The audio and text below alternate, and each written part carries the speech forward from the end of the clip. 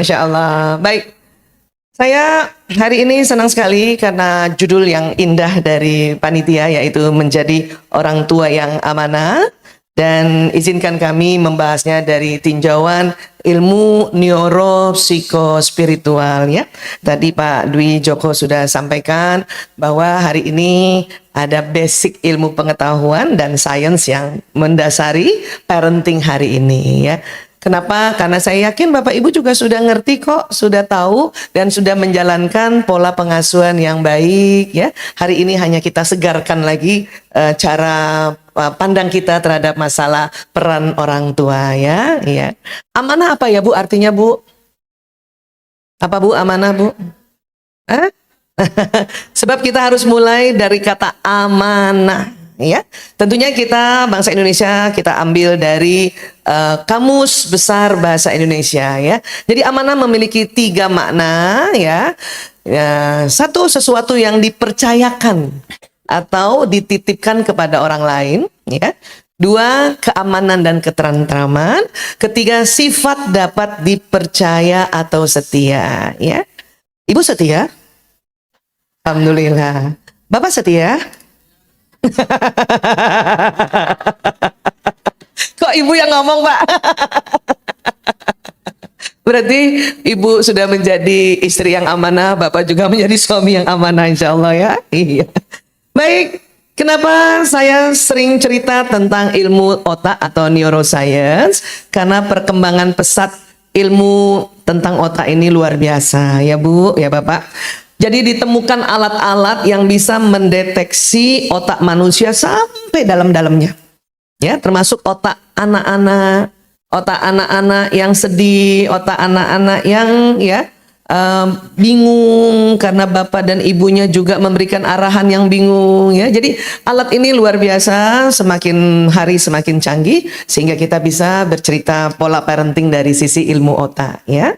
Ya, dan kalau bicara otak, tentu kita pernah belajar tentang otak ya Bu. Nih, otak manusia Allah ciptakan. Ada otak besar, ada otak kecil, terbagi 2 di sini. Ada kanan, ada kiri. Ya, boleh angkat tangannya nggak Bu, Pak? Nggak apa-apa ya, kita izin main-main sebentar ya. Boleh tepuk-tepuk teman sebelah kanannya, izin yang sebelah. Mungkin ibu yang sebelah sini nggak ada temennya ya, nggak apa-apa ya. Iya. Baik, sambil tepuk-tepuk teman kanannya, boleh ikuti kata-kata saya. Ya, teman-teman punya otak. Nah, sudah. Ya, yang kiri lagi kiri. Tepuk teman sebelah kiri. Nah, teman-teman punya lengkap, tidak tercecer. Alhamdulillah, tepuk tangan dulu yang punya otak. Kita sering lupa punya otak Bu. Anak sekolah masih ingat ya, ingat punya otak tuh kalau mau ujian. Gitu. Ibu-ibu punya otak ya, ingatnya kapan? Tanggung bulan baru. Ya, jadi inilah otak manusia ya. Dan tentu di antara kita ada teman-teman sejawat, ada teman-teman dari IDI, Ikatan Dokter Indonesia, juga mungkin tepuk tangan buat teman-teman dokter ya. Dan Bupati Probolinggo teman sejawat juga. Beliau seorang dokter ya Allah ya. Makanya beliau sehat ya Pak. Lari oke. Apalagi Pak? Sepeda oke. Apalagi Pak? Motor oke. Anak motor tuh Pak. Sama suami saya ya, anak motor ya. Alhamdulillah ya. Dan biasanya teman-teman yang bekerja di dunia kesehatan juga pasti belajar tentang otak manusia ya. Ya. Ada apa di dalamnya? Di dalamnya itu ada sel otak ya. Izin istilah kedokteran terpaksa kami pakai karena perjanjian internasional kalau mau bicara tubuh manusia itu menggunakan bahasa Latin. Gak apa-apa ya Bu ya?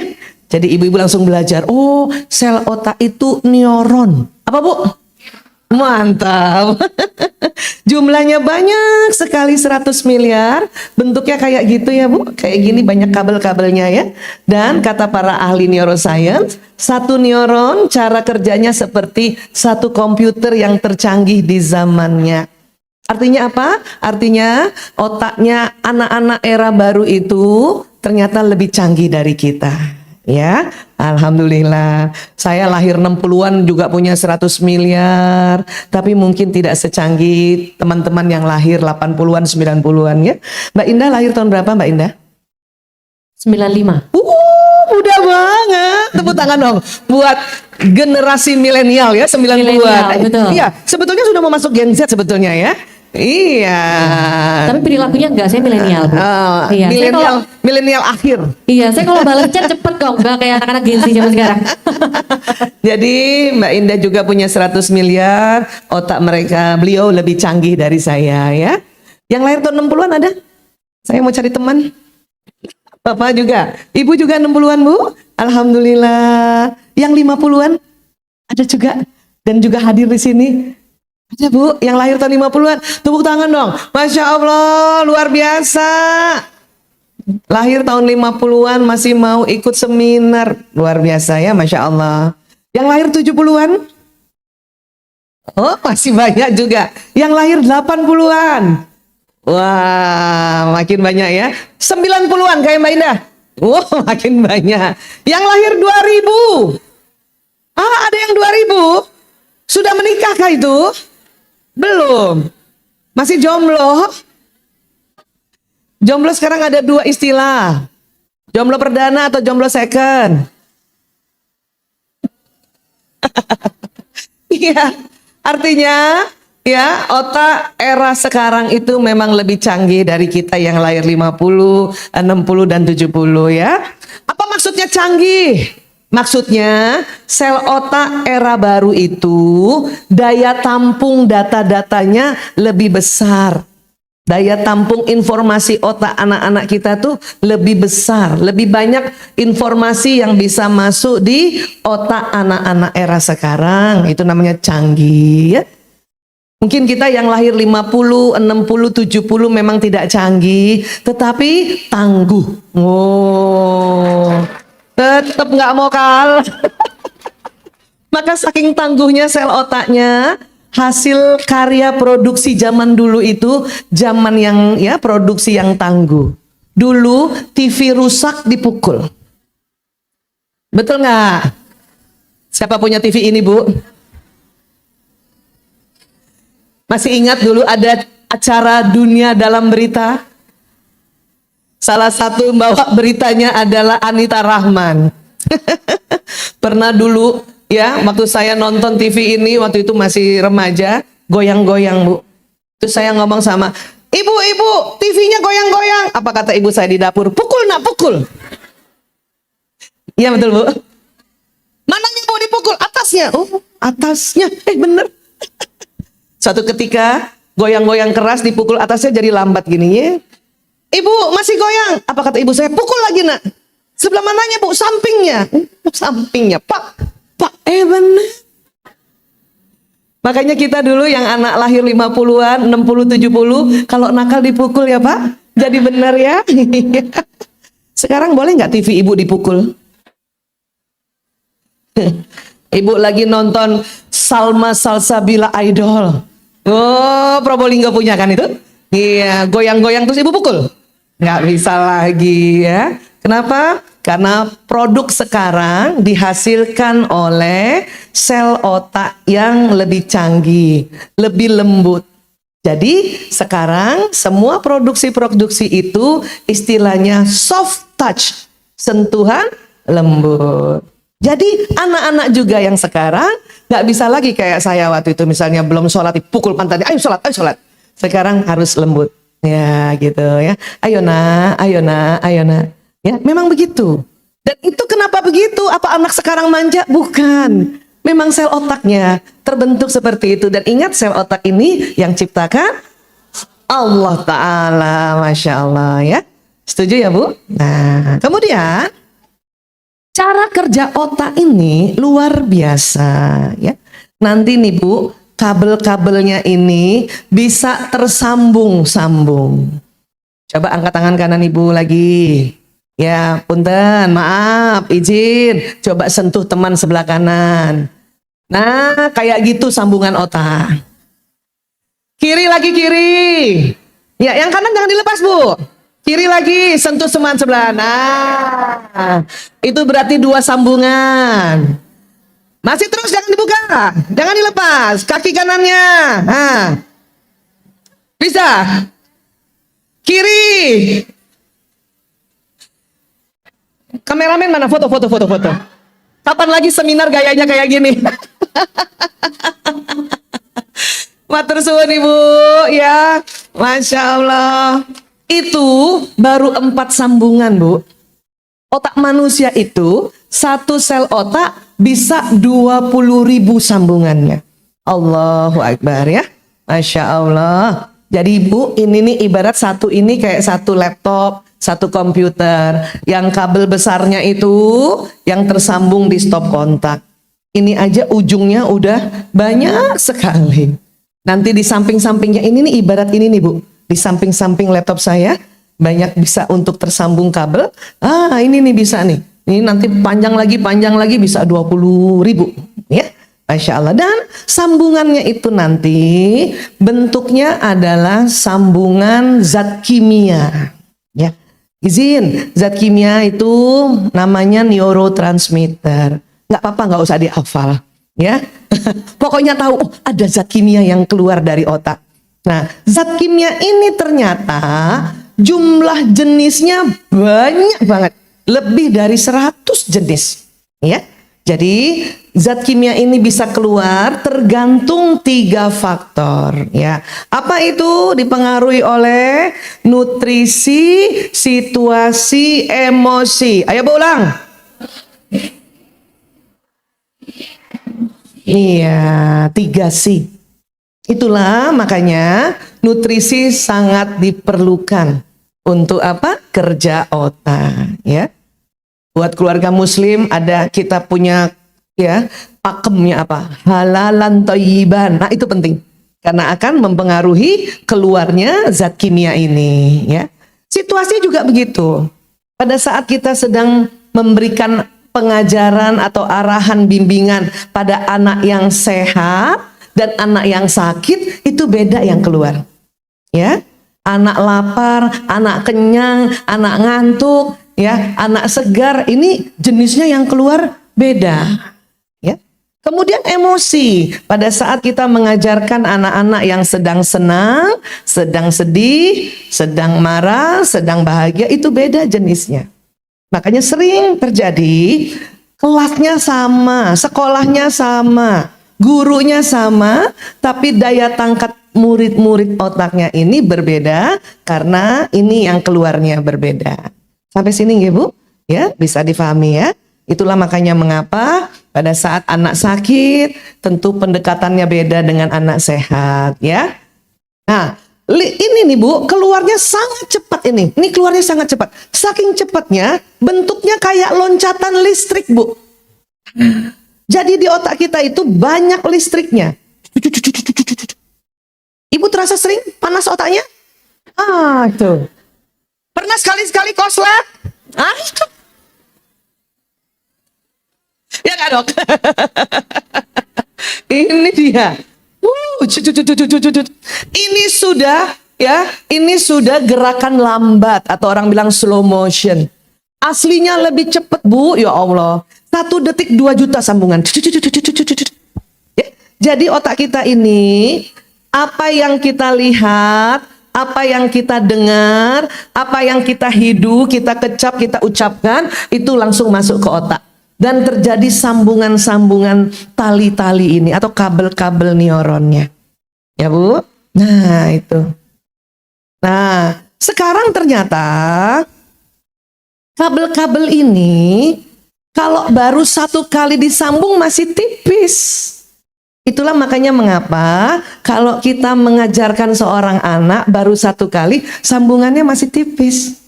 Jadi kadang anak belum paham, ya. Itulah dalam pembelajaran, belajar itu perlu diulang-ulang. Menasehati perlu diulang-ulang gitu, ya. Membaca perlu diulang-ulang, baca Quran diulang-ulang, makanya ada istilah murojaah. ya, supaya kabel otak ini semakin tebal, ya.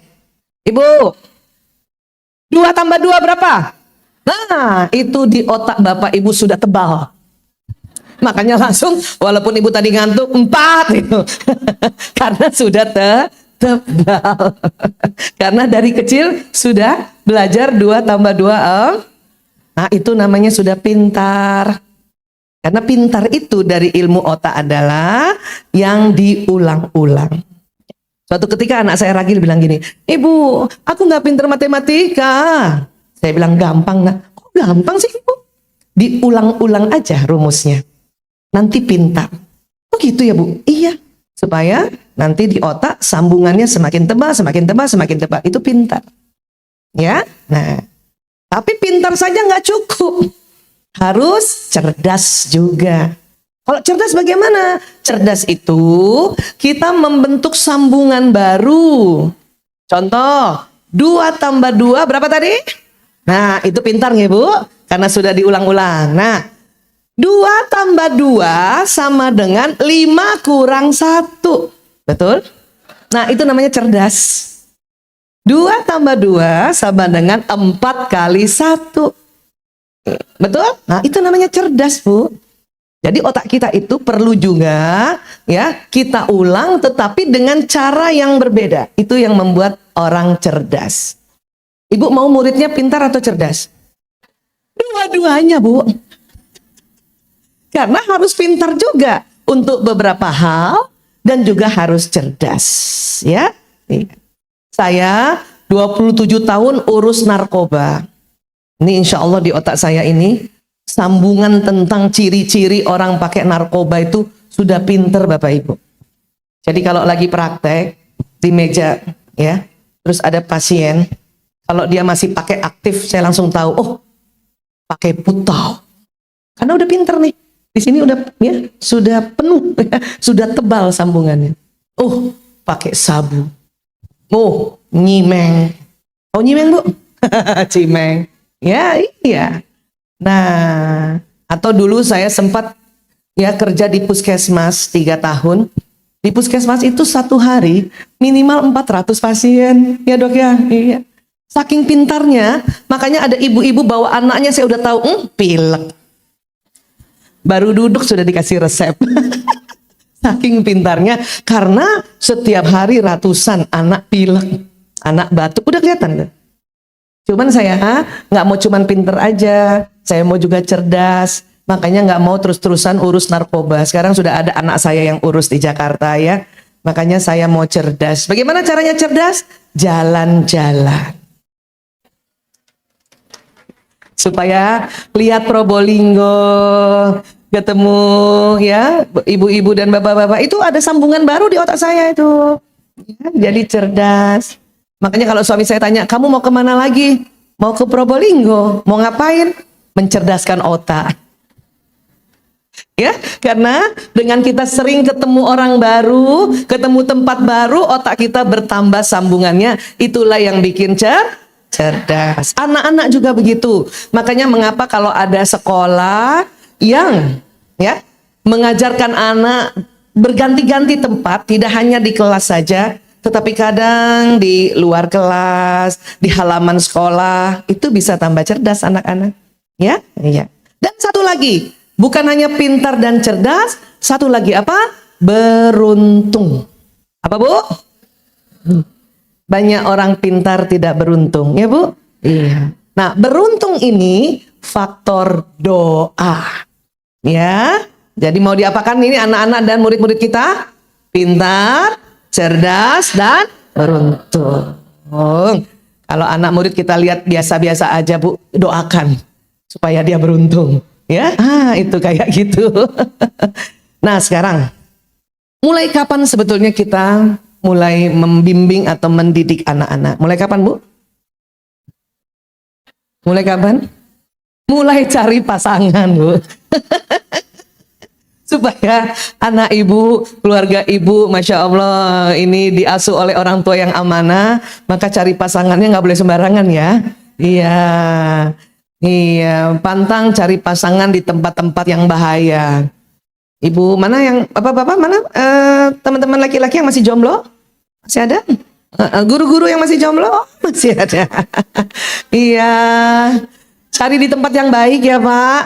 Siap. Nggak usah cari di diskotik. Karena kemungkinan besar ya pasti nanti calon istrinya seneng ajeb-ajeb. Ajeb gitu. Ya, nah setelah itu tentu di dalam rahim ibu juga sudah mulai ada pendidikan.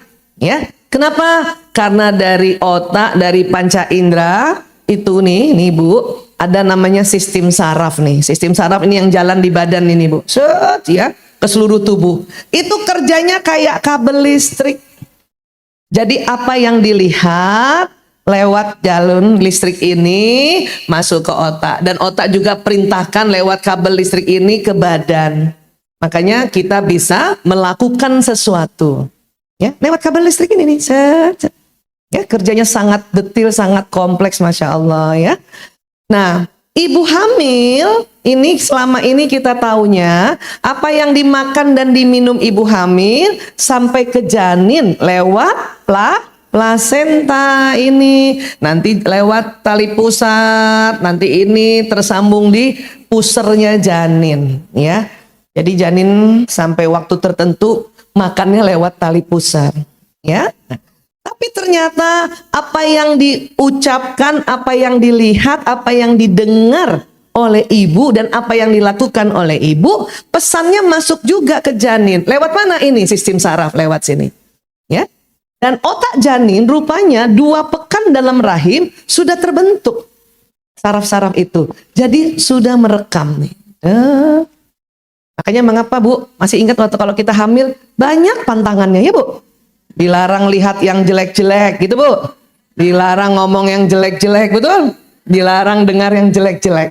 Kalau terlanjur kita ngomong apa? Kalau terlanjur ngomong jelek-jelek, amit-amit cabang bayi gitu ya. Sama di Probolinggo juga begitu. Oh, seluruh Indonesia berarti ya. Ya, jadi seperti itu. Maka mengapa ibu hamil ini selain makanannya harus yang baik-baik ya, tetapi juga apa yang dikerjakan karena akan terekam di dalam otak janin ya. Iya. Bukan hanya ibu, ternyata ayah juga. Jadi suara dan belayan ayah ini terekam di otak janin. Makanya sekarang oh ya Allah. Dapat di mana suami kayak gini ya?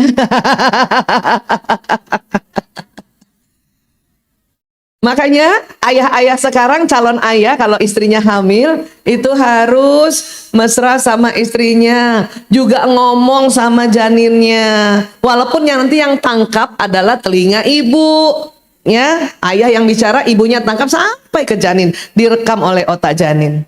Makanya jangan heran, kadang nanti kalau sudah lahir, janin kalau sudah lahir namanya bayi. Pernah nggak ibu? Bayi ibu nangis kencang. Pas bapaknya datang cuman assalamualaikum, kenapa nak? Diam.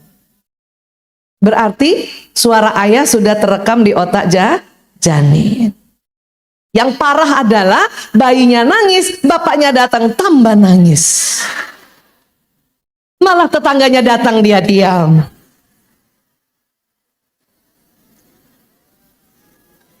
Maksudnya ibu camat yang datang karena selama 10 bulan ditemani ibu camat. Oh gitu ya Bu. Nah ini ya. Ada yang hamil hari ini? Coba yang mana yang hamil? Angkat tangan. 1, 2. Cuman 2. Sebanyak ini perempuan cuman 2 yang hamil. Yang lain nggak mau hamil. Sudah ya Bu. Mana tadi ibu hamil? Coba angkat tangan. Boleh berdiri ibu hamil? Boleh berdiri. Ibu 1, 2. Tepuk tangan buat ibu hamil. Ya, ibu jangan duduk dulu ya. Saya kasih hadiah boleh? Ya, mana tadi yang hamil? 1, 2, 3. Alhamdulillah nambah.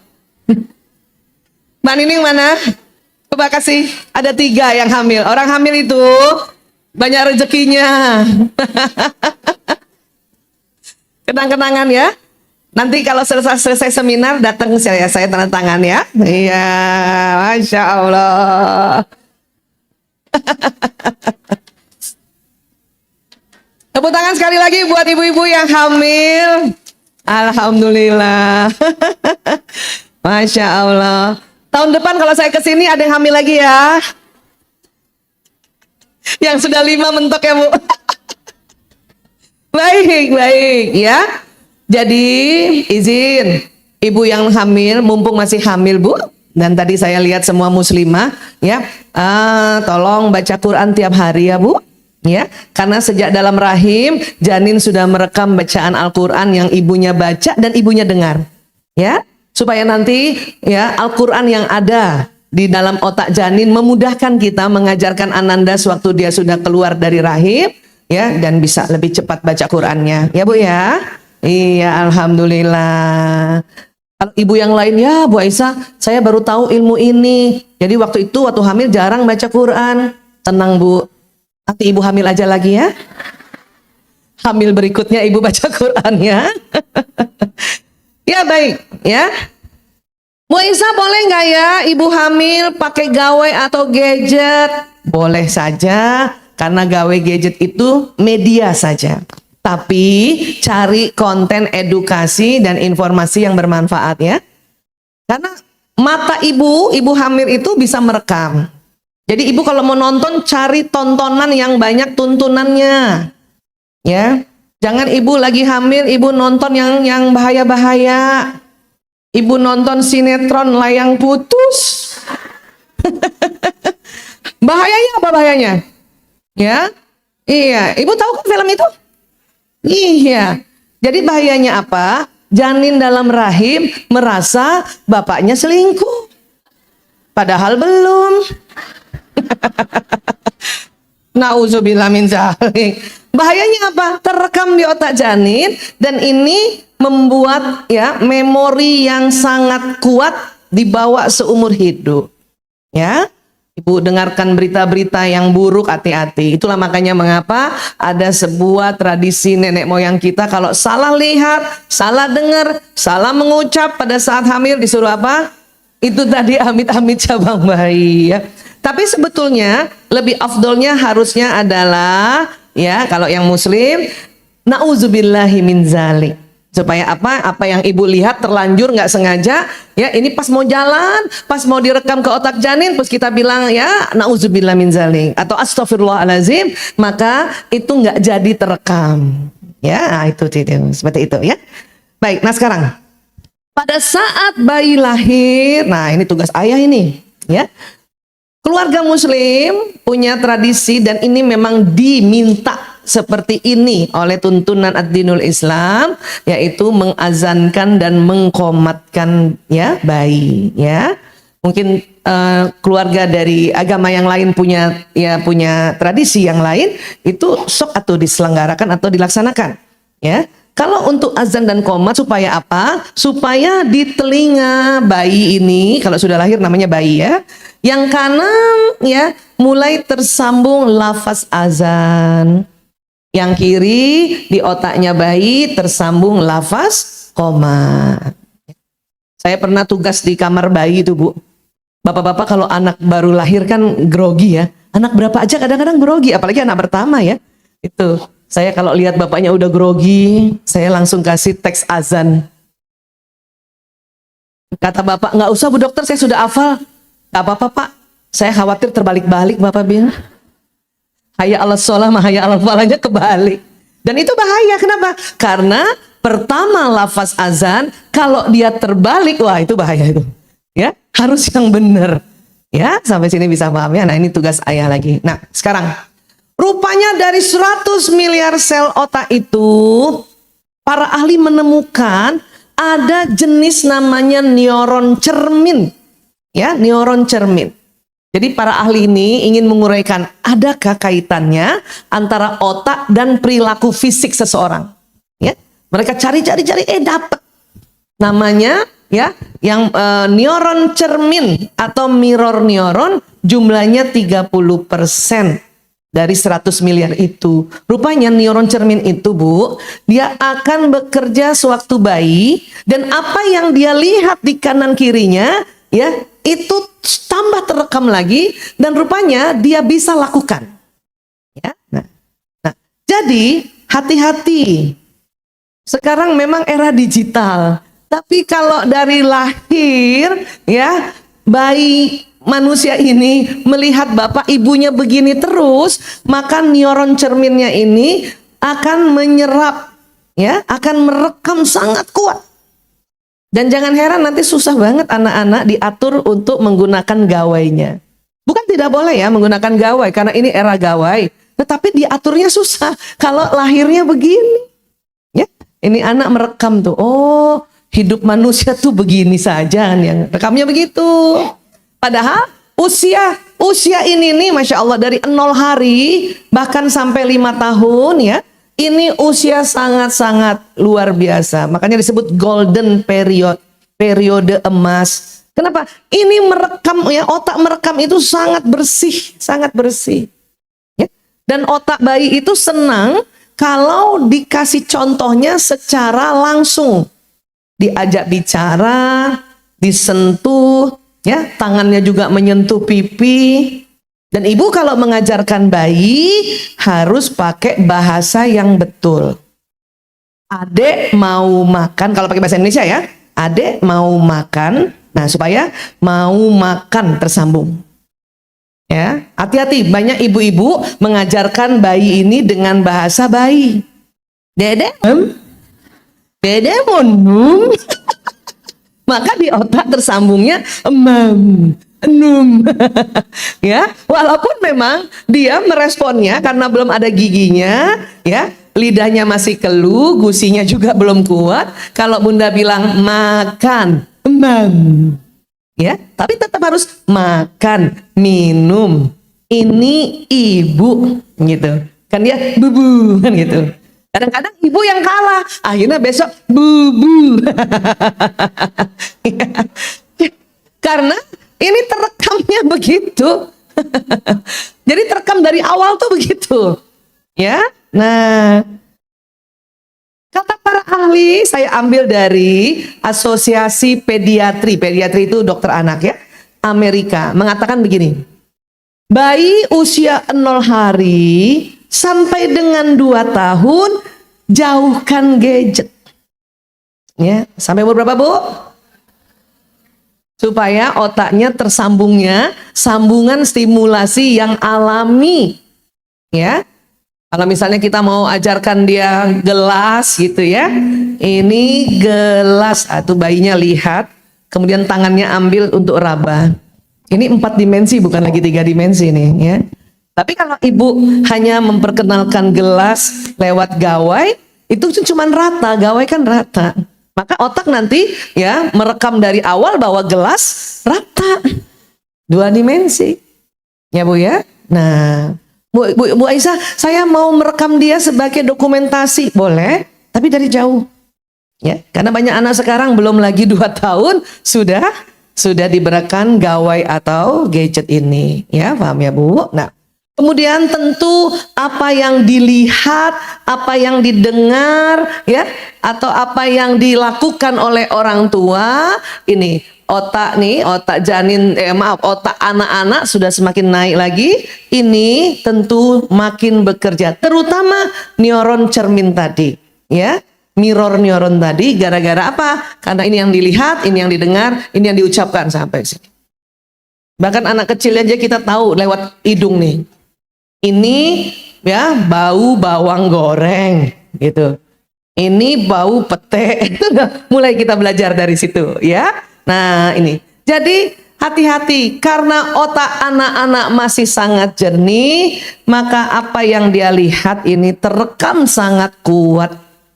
Kalau orang tua sering bertengkar di depan anak, maka itu terekam, ya. Anak dibentak, itu terekam tadi, ya.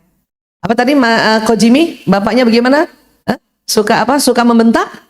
Itu. Jadi waktu kecil terekam di otak, ya. Sering apa? Sering dipukul? Ya.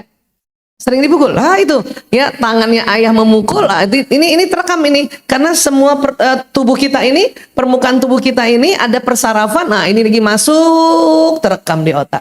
Dan ini sangat membuat memori itu kuat sekali. Dan ada istilah sekarang luka pengasuhan waktu kecil. Maka ada istilahnya ya, maaf itu pakai bahasa Inggris istilahnya. Wounded. Wounded itu luka. Memori masa kecil, inner child. Pernah dengar itu ya Bu? Makanya ada istilah wounded inner child. Luka pengasuhan masa kecil. Ya, apakah itu berpengaruh? Sangat berpengaruh. Kami di tempat kami menangani anak-anak bermasalah. Salah satunya adalah menggunakan teknik hipnoterapi. Untuk kita rilekskan dia, untuk mau cari tahu akar masalah pertamanya apa sih? Kok dia pakai narkoba? Ada yang akar masalahnya waktu SMA, ada yang akar masalahnya waktu SMP, ada yang akar masalahnya waktu SD, ada yang akar masalahnya waktu usia TK, ada yang waktu masih bayi, bahkan ada akar masalahnya waktu di dalam rahim. Ya, jadi kenapa? Karena 10 bulan itu atau 9 bulan lebih di dalam rahim, ini lama Bapak Ibu. Sehingga apa yang terjadi, misalnya seorang istri ya dipukul oleh suaminya sewaktu hamil, itu bisa terekam di otak janin. Maka janin ini merasa selalu sedih hidupnya. Waktu lahir, kenapa saya sedih? Kenapa saya nggak suka sama ayah saya? Kenapa saya nggak suka sama ya yang uti saya misalnya? Karena mungkin ibunya waktu hamil tinggal di mertua yang agak julid. Pakai kol-kolah ya. Jutek. Makanya ya ibunya sewaktu hamil dimarah-marahin oleh ibu mertua, itu juga terekam di otak janin. Ya. Dan ini yang bikin janin ini lahir dengan penuh kesedihan. Dia bingung. Walaupun sudah dihibur oleh orang tuanya, tetap kenapa sedih. Yang bahaya pada saat satu masa ketemu orang yang salah tadi. Dikasih narkotika, itu tadi. Langsung dia rasa, oh ini dia yang bikin saya senang. Itu yang bahaya. Ya.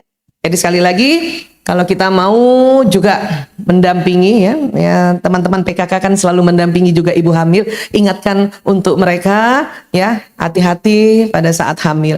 Perbanyak istighfar kalau dia keluarga muslim ya. Supaya apa? Supaya kalaupun sedih karena istighfar tidak sempat terekam di otak janin. Itu hebatnya. Ya, kan kita nggak tahu juga mau sedih apa enggak ya. Nggak tahu juga kita mau tinggal di mertua yang kayak gimana ya. Saya juga sekarang sudah jadi mertua, anak pertama dan kedua sudah menikah. Makanya saya sekarang sedang selalu mengikuti parenting mertua. Supaya tidak jadi mertua yang jutek, julid. Karena emang beda ya, anak sendiri dengan anak mantu ya Bu. Anak mantu belum bangun kita udah begini nih. Belum bangun. Tanpa sadar ya, kita jutek ya. Ya baik. Ya, nah sekarang setelah dia mulai masuk sekolah PAUD, bagaimana otaknya anak-anak ini ya? Ya. Ibu, tadi kita belajar otak terbagi dua ya. Ya, ada belahan kanan dan belahan kiri. Dibelah oleh Allah persis garis hidung ke atas. Coba naikkan gini garis hidung, naik ke atas gini Bu. Nah, ya. Otak terbagi duanya kayak gitu Bu. Ya. Dan tidak ada kaitannya dengan rambut belah pinggir. Jangan merasa belah kanan ya Allah kecil sebelah, enggak gitu. Otak terbelahnya di tengah. Bahkan yang enggak ada rambutnya juga belahnya di tengah Ibu. Ya. Jadi ada otak belahan kanan, ada otak belahan kiri ya. Nah, dan yang unik nih otak nih Bu, ya. Dia nih, menurut Dr. Roger Wilkes-Barre, seorang neuropsikolog ya, di tahun 80-an meneliti otak kiri peran dan fungsinya apa, otak kanan peran dan fungsinya apa. Ya. Diteliti. Yang ciptakan tetap Allah, tapi diteliti oleh ilmuwan. Ya, karena biasanya kalau siapapun yang ingin meneliti, ya Tuhan kasih petunjuk ilmu pada orang yang ingin meneliti. Ya, nah penelitian ini udah lama tahun 80-an. Apa yang diteliti? Ternyata otak belahan kanan itu punya peran dan fungsi imajinasi, ide, intuisi, khayalan. Ibu pernah menghayal? Nah, kalau ibu sedang menghayal berarti otak kanan ibu yang sedang aktif. Saya kalau dimarahin sama suami, ngapain kamu menghayal? Mengaktifkan otak kanan. Warna, ibu kalau lihat warna itu otak kanan yang berproses ya. Gambar itu juga otak kanan. Sedang rileks itu juga otak kanan. Bermain itu juga otak kanan. Bergerak, melihat benda itu juga kanan. Musik irama itu kanan. Syairnya bukan di kanan, syairnya di kiri. Ya, teknologi itu di kanan. Sintesa itu apa? Hikmah itu juga di kanan. Ya. Terus otak kiri apa peran fungsinya? Menurut penelitian Dr. Roger Wilkes-Barre, kiri itu memproses bahasa, angka, hitungan. Ya, 3 kali 3 berapa, Bu? Itu otak kiri ibu yang sedang bekerja. Ya, apalagi logika, rasional, detil, urutan, fakta, disiplin itu kiri. Ya, syair, lagu dan analisa. Ibu pernah nggak? Kok gini ya? Kenapa begitu? Apa iya ya? Nah, itu kiri yang bekerja. Ya. Dan memang otak kita ada kiri dan kanan. Jadi artinya apa? Kita bisa rileks. Ibu pernah lihat otak kanan rileks bukan? Dan bisa serius. Nah, sekarang kenapa era gadget sekarang lebih disenangi daripada membaca buku? Apalagi kalau bukunya hanya warna hitam saja tanpa gambar. Ya. Rupanya kalau pakai gawai, otak kiri dan kanan bekerja bersamaan, Bu. Bersamaan. Ya, kalau kita baca buku tulisannya hitam saja, lebih banyak otak kiri yang bekerja. Tapi kalau buku itu ada gambar, nah itu kiri dan kanan. Makanya sekarang banyak buku dikasih gambar, dikasih warna. Hanya ada masalah berikutnya apa? Cetak bukunya naik harganya. Makanya jadi mahal. Maka waktu muncul era gawe atau gadget, mungkin beli pertamanya mahal, tapi berikut-berikutnya dianggap relatif lebih murah. Ya. Dan kalau kita pakai gawai, ibu lihat gambar, berarti kerja otak kanan. Dan gambar itu bergerak, otak kanan kalau dia bergerak. Ya. Di gambar itu ada suara orang yang memberikan panduan, suara, bahasa, kiri. Ada tulisannya, tulisan kiri. Ada musiknya, musik kanan. Makanya kenapa era gawai, walaupun kita usia yang baby boomer atau generasi X juga menyukai gawai. Apalagi anak-anak sekarang yang otaknya memang dia otak gawai, otak gadget. Paham sampai sini ya, Bu? Nah, Ibu masih hafal lagu Balonku Ada 5? Yang meletus warna apa? Kenapa ibu hafal? Karena dari kecil diperdengarkan lagu itu, dan setiap mendengar lagu, otak kiri dan kanan ibu bekerja. Kiri untuk syairnya, kanan musiknya. Saya beberapa bulan yang lalu diundang podcast sama Bang Haji Oma Irama. Saya bilang, Bang Haji, maaf, saya mau bilang terima kasih.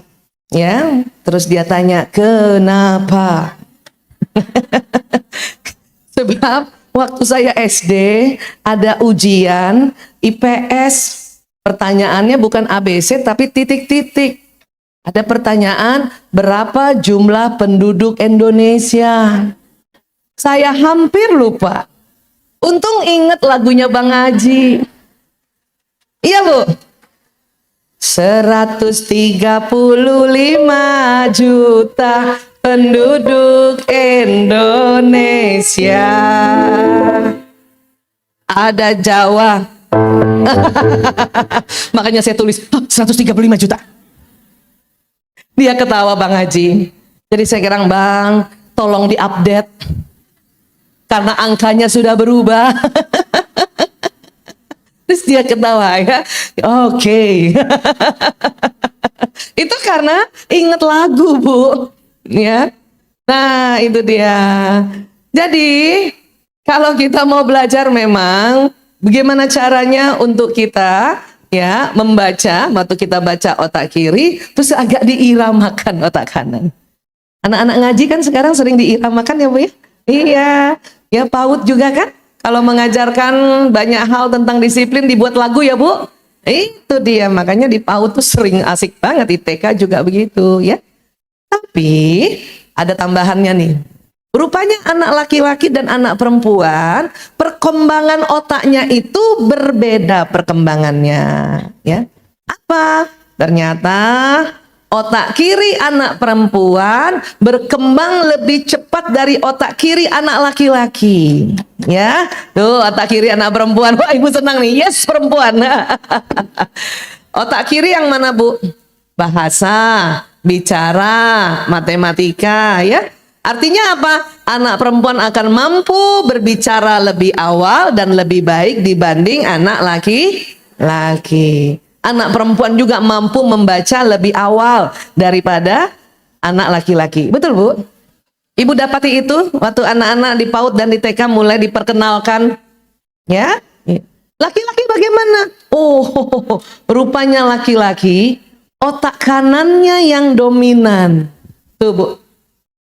Otak kanan otak apa Bu? Santai, main, teknologi, ya benda, menghayal. Maka jangan heran ibu, anak ibu, murid-murid ibu habis nonton Superman pulang jadi Superman karena otak kanan. Perempuan seimbang Bu, kita perkembangan sambungan otaknya kiri kanan Allah kasih seimbang ya. Nah sekarang kita lihat perkembangan nih ya. Nah perempuan dari 0 hari seimbang Bu otak kiri kanannya, Masya Allah.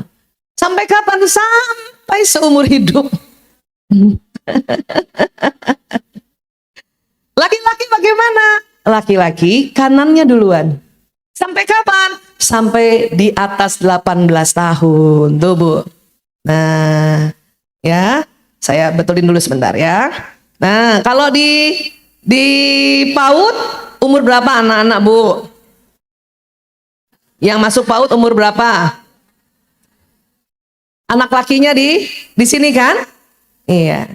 Anak laki ibu sering main, anak murid ibu, anak laki-laki seneng loncat-loncatan, seneng lari-larian. Itu artinya laki-laki banget. Karena memang otak kan. Anak perempuan, ibu bimbing, ibu ajari mungkin lebih paham cepat ya Bu. Dan anak perempuan bisa duduk manis, anak laki duduk manis. Berapa lama anak laki duduk manis? Cuman 3 detik. Duduk manis. 1, 2, 3. Loncatlah laki. Ini kalau kita ngerti sedikit tentang otak, insya Allah tenang Bu. Ya. Nah ini dia. Jadi pada usia 0 sampai 6 tahun, memang anak perempuan lebih mudah diarahkan karena otak kiri dan kanannya seimbang. Otak laki-laki kanannya. Makanya umur 4 tahun anak perempuan sudah bisa nyanyi? Bisa. Karena syair di otak kiri, irama di kanan Bu. Jadi anak perempuan nyanyi sudah bagus.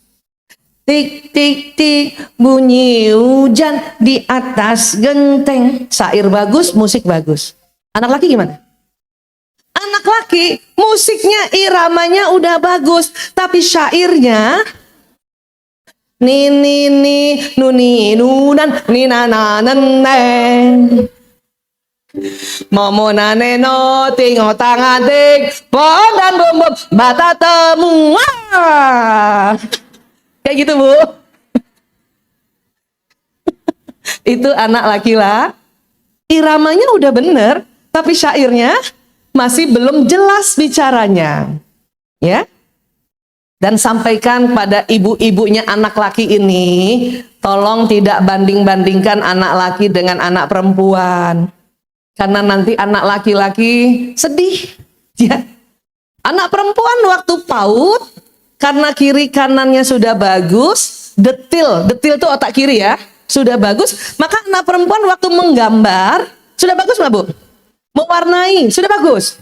Ya, tidak keluar-keluar dari garis. Nah, itu anak perempuan tuh Bu. Jadi katakanlah anak perempuan, namanya Adele. Pinjam namanya ya. Ya. Sedang menggambar.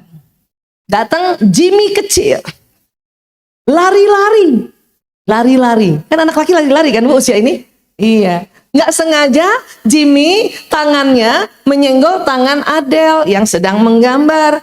Kemudian tercoret. Karena Adele perempuan, otak kiri kanannya sudah seimbang, maka sering dilakukan apa oleh anak perempuan? Ngadu. Bu guru, gambar aku tercoret. Gitu ya? Iya. Jimmy waktu kecil nggak tahu, sebetulnya nggak niat mau menyenggol tangannya Adele dan merusak gambarnya Adele. Dia hanya lari-lari karena tuntunan otak kanannya.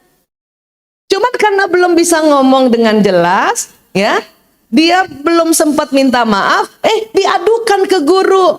Jimmy ngapain? Pukul. Dan kata Adele apa? Bu guru, aku dipukul. Gitu nggak? Datang guru PAUD yang belum sempat seminar.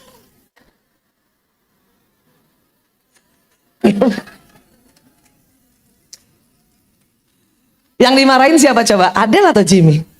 Inilah. Jimmy, ya, kadang-kadang kita karena belum belajar, kita marahin yang anak laki. Kamu kalau di kepolisian kena 2 pasal. Ya Bu Ika. Pasal menyenggol dan pasal memukul. Jadi dimarahin lah Jimmy. Tambah bingung dia dimarahin. Dalam hatinya Jimmy, aku apa yang salah? Makanya dia bengong. Pulang sekolah dijemput, ya. Ibunya Jimmy jemput, ibunya Adele jemput. Adele ngadu lagi nggak sama ibunya? Bunda, tadi aku dipukul sama Jimmy. Iya. Ibunya Jimmy dengar. Malu nggak ibunya Jimmy? Malu. Terus gurunya juga ngomong, maaf ya Mama Jimmy, tadi Jimmy nakal. Adele disenggol lagi menggambar, terus dipukul juga. Marah nggak ibunya Jimmy? Marah. Jimmy, ya kan? Ibu-ibu pintar gitu kan?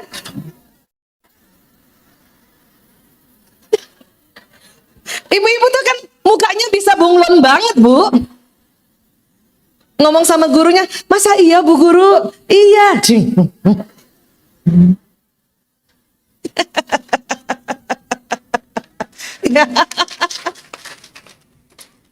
Makanya kasihannya anak laki ya Bu, sering terzolimi dari kecil oleh ibunya sendiri. Makanya ya kita belajar sedikit tentang otak laki-laki ya, boleh ya? Iya, karena memang berbeda ya. Di Amerika ya Pak Dwi Joko, TK itu laki-laki, TK yang bagus di Amerika ya, laki-laki sendiri, perempuan sendiri. Dia nggak digabung. Karena agak berbeda. Sebisanya TK laki-laki yang mengajarkan guru laki-laki. TK perempuan yang mengajarkan guru perempuan. Karena sama dengan otaknya. Ibu guru sering capek nggak? Kalau anak laki-laki lari-lari dan ibu juga harus dampingi lari. Iya, karena nggak sama otak ibu.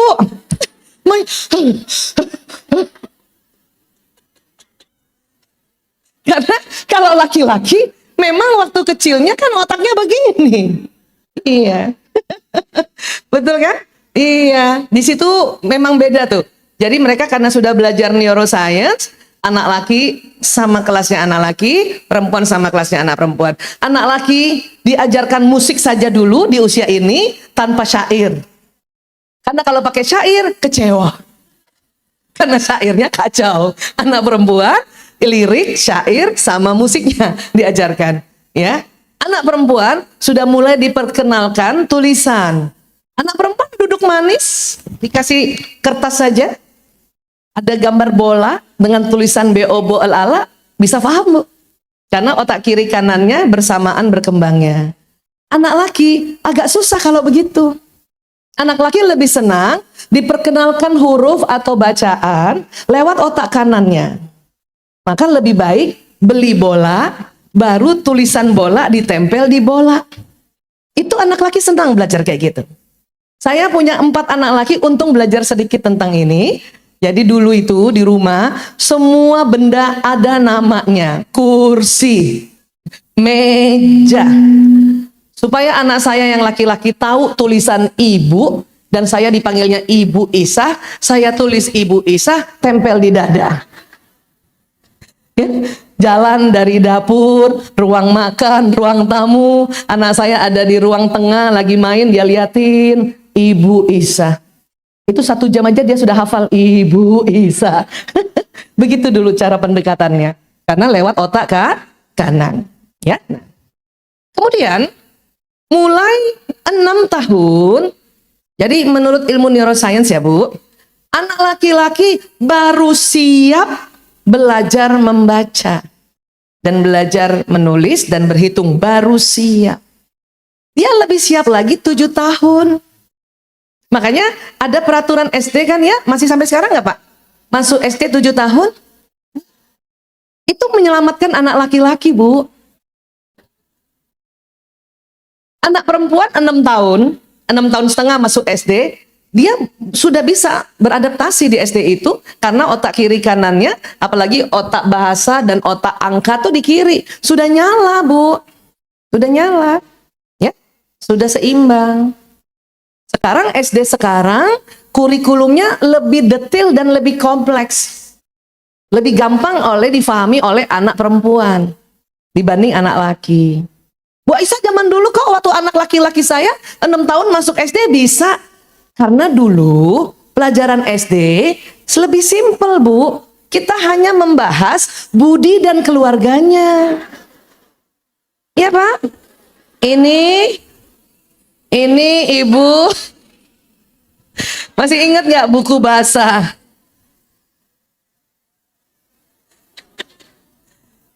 Nah, ini 6 tahun bisa masuk sekolah tuh Ibu. Karena lebih udah gitu ada gambarnya. Masih ingat?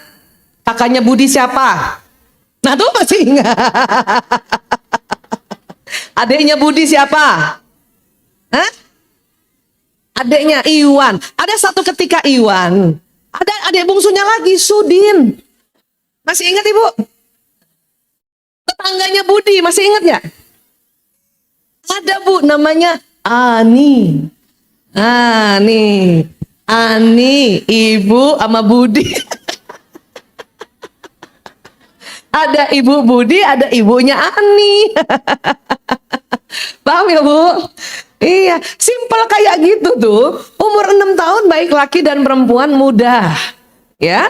Nah, kalau sekarang SD lebih detail lagi. Maka jangan heran Ibu fahami anak laki-laki bukannya dia membangkang nggak mau belajar, tetapi memang perkembangan otaknya itu memang kanan duluan Bu, kanan duluan. Ya. Coba tanya suami masing-masing, waktu kecil seneng main nggak?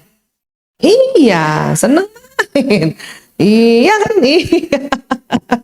Masya Allah ya. Baik. Nanti tanya sama suami masing-masing ya Bu. Mas, waktu kecil main apa? Pak Hari, waktu kecil main apa Pak Hari? Hah? Gundu ya, kelereng tuh kan? Main, walaupun bukan digital, tapi main. Kita waktu kecil nggak main, Bu, perempuan nggak main. Kita waktu kecil masak-masakan, besar masak betulan. Waktu kecil rumah-rumahan, besar rumah betulan. Waktu kecil ibu-ibuan, besar. Waktu kecil dokter-dokteran, besar dokter betulan. Jadi perempuan dari kecil nggak main. Kita dari kecil gladi resik. JR. Sampai besar juga begitu kan? Iya. Bapak-bapak waktu kecil kecilnya tadi Pak Dwi Joko bilang beliau main gundu, main kelereng. Apakah sekarang jadi juragan gundu? Enggak kan? Iya, karena memang kenapa anak laki-laki Allah kasih otak kanannya yang lebih dominan, dipersiapkan untuk menjemput nafkah nanti sewaktu besar.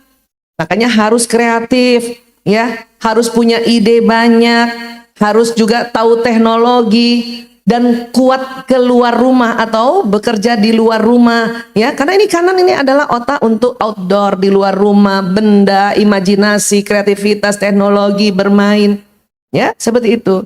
Sehingga nanti pas sudah besar, ya, laki-laki itu mudah sekali banyak ide, bisa teknologi. Ibu terasa nggak teknologi kita tuh kalah sama laki-laki? Itu bukan gaptek ya Ibu. Anak saya pernah bilang, Ibu gaptek ya? Enggak, Ibu nggak gaptek. Tapi kok nggak bisa teknologi? Ibu kan perempuan banget. Otak kanannya tidak sedominan ya laki-laki memang, ya. Karena laki-laki kan. Kapan anak laki-laki otak kiri dan kanannya seimbang? Di atas 18 tahun. Ibu, siapa yang anak lakinya masih TK dan SD? Sabar sampai mahasiswa ya. Kalau ibu menganggap pinter atau cerdas, otak kiri kanan seimbang, ya. Sebetulnya anak laki-laki cerdas bu, karena kanannya dominan ini ya. Iya. Memang anak laki-laki TK dan SD jarang ranking 1. Betul bu? Bukan nggak pernah ya, jarang. Makanya saya bilang sama anak laki-laki saya, nah, ibu pokoknya kamu selama SD yang penting naik kelas. Karena anak laki-laki bu, ya. Nilai, kalau nilai yang untuk otak kiri, matematika, bahasa, keteraturan, di atas KKM sedikit udah bagus. Kalau matematika 75, kamu 76 udah bagus. Bahasa 70, kamu 71 sudah bagus nak. Ya, itu anak laki-laki saya kasih gitu bu. Jadi standarnya nggak tinggi-tinggi. Tapi justru dengan begitu, nilainya di atas 80 semuanya. Dan memang laki-laki baru keren setelah mahasiswa. Oh, saya. Tanya Pak Dwi Joko, beliau baru keren tuh waktu mahasiswa. Gimana Bu Indah? Pernah punya foto waktu kecil ya? Ya paham ya Bu? Iya ya. Perempuan memang mendominasi sewaktu kita kecil. Makanya kadang nilainya bagus-bagus. Bisa jadi ketua kelas kan ya Bu? SMP, SMA juga bisa jadi ketua OSIS. Tapi kalau sudah mahasiswa, lihat deh, anak laki keren banget. Ketua Senat laki atau perempuan? Ketua BEM laki atau perempuan? Yang pimpin demo laki atau perempuan? Karena memang setelah mahasiswa, laki-laki otaknya cemerlang memang. Kita perempuan, sewaktu mahasiswa, kembali fitrah, seksi konsumsi, bendahara, administrasi. Kalaupun ketua 2, bagian finance, bendahara. Nah, makanya anak laki-laki keren banget setelah umur 18 tahun. Nah, 10 tahun terakhir yang datang pada tempat kami untuk berobat bukan hanya anak narkoba saja, bukan hanya LGBT. Apa? Anak laki-laki yang sudah kuliah di perguruan tinggi negeri terbaik negara ini, tapi semester 4 dan semester 5 mogok kuliah. Itu lagi banyak 10 tahun terakhir ini. Ya, saya katakan banyak karena jumlahnya lebih dari 5 orang di tempat saya. Itu baru di tempat saya loh. Ya. Usut punya usut, ternyata ini anak laki, waktu kecil juara terus. Bagus terus nilai akademisnya. Cuman waktu bermainnya kurang. Jadi otak kirinya yang duluan membesar. Otak kanannya tidak dikasih kesempatan. Maka pas mahasiswa kebalik dia. Jadi baru mau main saat mahasiswa. Kan sayang ya. Sudah dapat perguruan tinggi karena memang waktu kecilnya kirinya yang bagus, akademisnya bagus. Masuklah perguruan tinggi negeri yang bagus. Tapi sudah mulai bosan, cepat bosan karena kanannya belum berkembang. Nah itu. Jadi mohon maaf, mohon izin, terima kasih untuk di PAUD dan TK memberikan waktu bermain yang banyak kepada anak-anak. Boleh tepuk tangan buat PAUD. Dan tolong anak laki-laki kasih waktu bermain. Ya. Iya Bu, iya. Bu, kalau nanti mahasiswa baru mau main, susah Bu. Saya lebih baik nanganin pasien narkoba dibanding mahasiswa yang mau ke kuliah. Kalau narkoba jelas otaknya memang udah rusak ya. Tinggal dibetulin pelan-pelan. Coba kalau anak kuliah yang hebat, masuk perguruan tinggi negeri yang hebat, terus dia mogok kuliah, terus gimana coba? Saya baru coba cara menterapinya dengan apa? Minta orang tua pospon atau liburkan 1 semester. Disuruh apa anak 1 semester itu? Nggak usah belajar. Pergi main. Atau pergi jalan-jalan ke Indonesia. Untuk apa? Otak kanannya distimulasi. Supaya 1 semester, kurang lebih 1 semester, ya 5 bulan itu, otak kanannya ya mulai berkembang cepat. Sehingga pas masuk lagi, lumayan, kiri kanannya seimbang. Tapi kan kalau kayak gitu rugi Bu. Mending waktu umur-umur ini kita pahami bahwa otak kanan laki-laki memang berkembang duluan. Untuk apa? Untuk apa tadi? Ya memang bermain. Untuk apa kalau besar? Mencari nafkah. Paham ya Bu? Di Jepang Bu, dulu ibu-ibu Jepang itu persis kayak ibunya Nobita. Tahu ibunya Nobita? Yang selalu marah kalau Nobita nggak sekolah. Dan Nobita malas sekali sekolah, betul Bu? Temannya Doraemon, teman menghayal karena otak kanan. Makanya sempat Jepang itu tidak maju teknologinya, karena ibunya menganggap teknologi itu otak kiri, bukan kanan. Tapi kemudian satu masa, ya, ibu-ibu dikumpulin oleh pemerintah Jepang karena ada penelitian neuroscience. Ibu-ibu mulai belajar terutama tentang otak laki-laki, ya. Apa yang dipelajari? Masukkan dalam otak ibu-ibu orang Jepang itu apa? Bermain adalah belajar. Ya. Sehingga diberi kesempatan anak laki-lakinya bermain, dan karena sering bermain, baca komik, bermain. Jadi di Jepang itu Bapak Ibu, kami sempat juga 1 bulan observasi, itu TK dan SD-nya bermain terus. Nah, dalam bermain itu dia belajar. Itu. Jadi bermain adalah belajar, sehingga ya Jepang menjadi ya negara teknologi yang luar biasa karena bermain dan teknologi sama tempatnya di otak kanan. Probolinggo mau jadi ya, jadi hal-hal yang luar biasa dari sini muncul teknologi keren. Mau Bu? Ayo sekarang masukkan di otak kita juga kayak ibunya Nobita.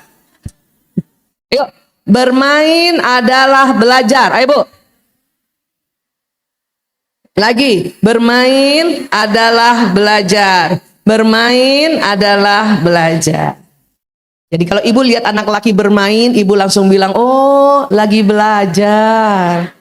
Gitu. Supaya ibu nggak panik. Ya? Iya. Coba tanya Pak Dwi Joko, waktu main gundu, main kelereng, belajar nggak Pak? Belajar kan? Belajar apa? Target. Goal setting, ya, interaksi sosial, belajar kalah menang, menang bersyukur, kalah bersabar, itu belajar. Ya, anak-anak laki juga begitu sekarang, walaupun mungkin yang beda medianya, banyak gawai, banyak gadget, ya, paham ya Bu ya? Bermain adalah, alhamdulillah, pasti anak laki-laki, murid laki-laki senang tuh kalau kita ngerti ya. Ya, nah sekarang. Siapa yang punya anak sudah remaja?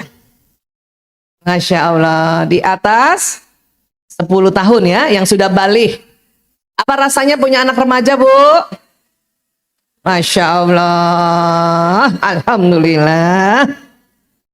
Bu, anak remaja juga ini perlu kita pahami. Ilmunya banyak, tapi takutnya ibu bapak lupa. Saya kasih yang gampang aja ya. Kalau ibu menghadapi anak remaja, tolong nggak usah ngegas. Namanya aja remaja, maka tolong bapak ibu rem aja.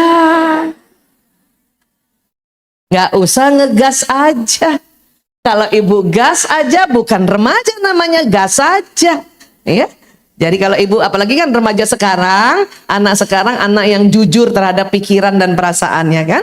Iya. Jadi kalau ibu ngomong sama anak remaja ibu, 1 kalimat, mereka 10 kalimat, ibu harus ngomong, ya Allah, rem aja, rem aja, rem aja, rem aja, rem aja, ya, supaya ibu tidak terikut di dalam situ, ya, nggak terikut di dalam, ya, pertengkaran atau debat kursi. Sudah rem aja. Nanti setelah dewasa dia baik kembali, insya Allah, ya.